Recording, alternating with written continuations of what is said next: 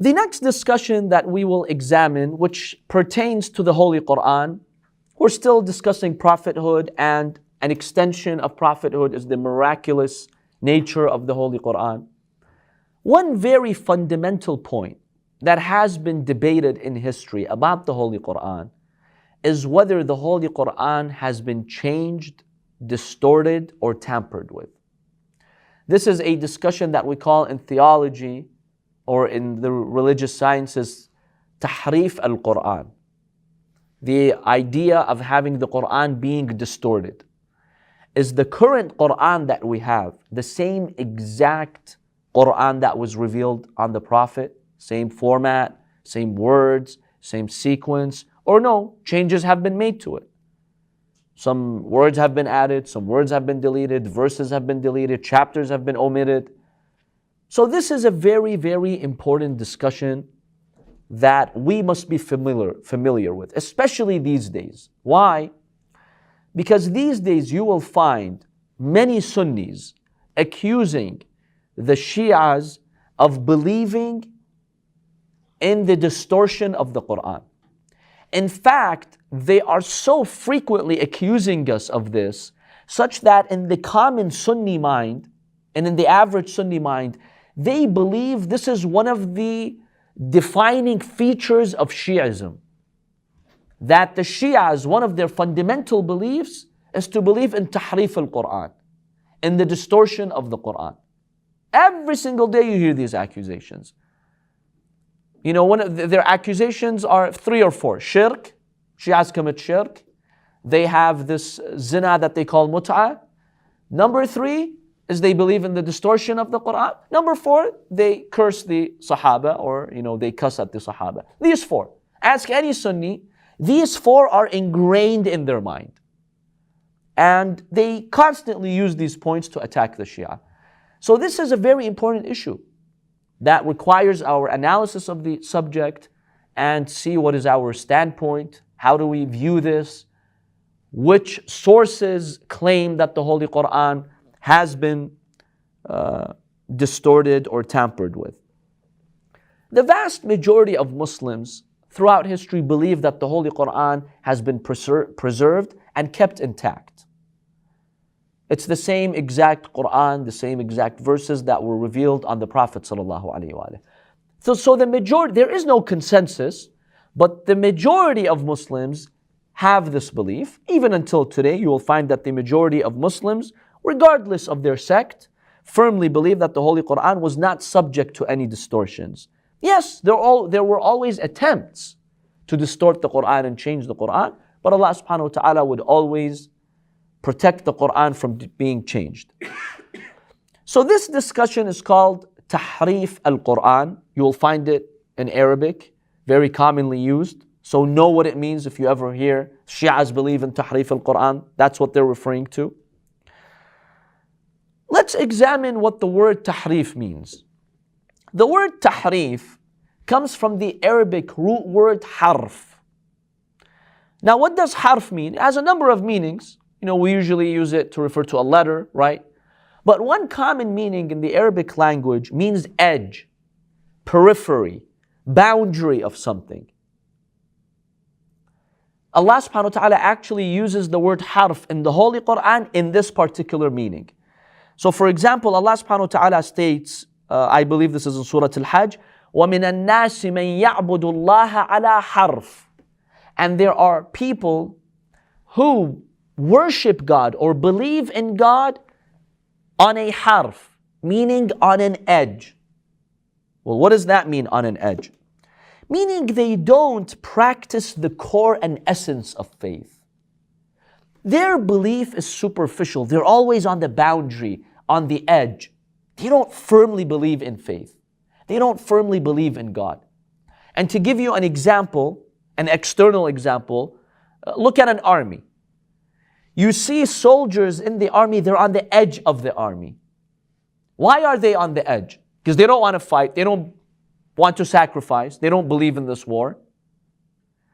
If the war is successful and they gain victory, they rush to say, hey, we are part of the army, give us some of the booties of war. some of the spoils of war. And if the army is defeated and people at the core of the army are getting killed, what do these guys do? They're the first to run away and flee. So they're on the edge. They're not people of principle. If it's working for them, let's join. If not, we're out of here. The first to escape. So Allah says there are people who worship God in this manner. Ala harf, on an edge. So this is the literal meaning of the word harf. Then we have the word tahrif, which means to push something to the edge literally. That's the literal meaning.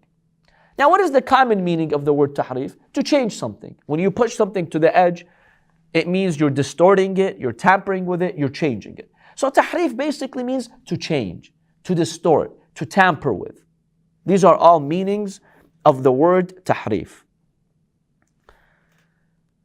We have several types of tahrif. One type of tahrif, one type of change or distortion of the Quran or any book is to distort the meaning, not the actual words. So for example, if the Quran has a certain tafsir, I come and change that tafsir. And I say, no, that's not what the verse means. This is what it means. And I insert my own opinion. I have exercised or participated in what is called tahrif al-Quran. I've distorted the Quran, but in what sense have I distorted the Quran? Not the actual words of the Quran. I have distorted the meaning. This is one type of tahrif. Another type of tahrif is to tamper with the sequence and structure of the verses and surahs. So I take one verse, put it somewhere else. I take one chapter, change its position, put it somewhere else. That's a type of distortion. That is a type of tahrif. Number three, the third type of tahrif is to pronounce the word differently than it was revealed in. So I'm not changing the meaning. I'm not changing the word. It's written exactly the same, but I will pronounce it differently. I will give it a different new pronunciation. That's a tahrif in the qira'ah, in the recitation or the pronunciation. Number four, the fourth type of tahrif is to insert words in the Holy Quran. And there are attempts, there have been attempts in history to add words to the Quran. Add verses, add words. That's a type of tahrif. The fifth type of tahrif is to omit verses. So I'm not adding anything. I'm not changing any structure or sequence. What am I doing? Deleting. I delete a whole word, a whole chapter, a whole verse. So these are the 5 common types of tahrif that any book could be subjected to. So let's examine and see whether any of these types of distortions did happen to the Quran or not. Yes. So for pronunciation, is it like you're doing it purposely, like not pronouncing it correctly? We'll talk about this briefly, but basically it's referring to the different modes of qira'ah. There were some people who claimed, no, this is how you should pronounce this word. This is how you should vowel it, pronounce it, using their own ijtihad. So it's not that they couldn't pronounce it properly, but they use their own ideas and say, no, this is how it should be pronounced. And they come up with their own grammatical law or their own linguistic law on how it should be pronounced. So we have a number of types of recitations. We have 7 qira'at. These are the common recitations. Sunnis believe all of them are valid. We have a different take on that. But there are some who invented more than these 7. 8, 9, 10, 20, 30 types of qira'at.